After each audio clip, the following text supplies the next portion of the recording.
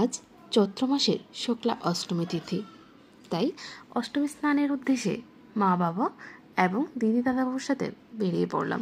প্রায় আধা ঘন্টা হাঁটার পর আমরা আমাদের মূল গন্তব্যস্থল মোহনগঞ্জ নাগডোরা বিলে পৌঁছে গেলাম, যেখানে বড়দের সাথে ছোটবেলায় প্রায় প্রতি বছরই অংশগ্রহণ করা হতো, কিন্তু বড় হয়ে বা বিয়ের পর একদমই যাওয়া হয়নি সেখানে।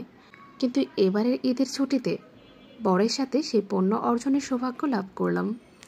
চৈত্র মাসের শুক্লা অষ্টমী তিথির শনিবার পুনর্বসু নক্ষত্রকালে এই নাগডোরা বিলে স্নান বিশেষ তাৎপর্য বহন করে।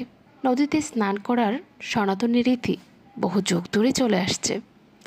অনেক জ্যোতিষীরা মনে করেন নদীতে স্নান করার মাধ্যমে ব্যক্তির নেতিবাচক শক্তিসমূহ দূর হয়।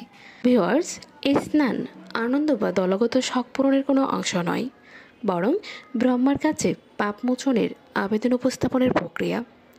সাধারণত সকলের উচিত খালি পায়ে স্নান করা, কেননা খালি পায়ে স্নান করলে নদী থেকে নির্গত শক্তি স্নানকারী শরীরে প্রবেশ করে এবং শরীরের উপকার করে।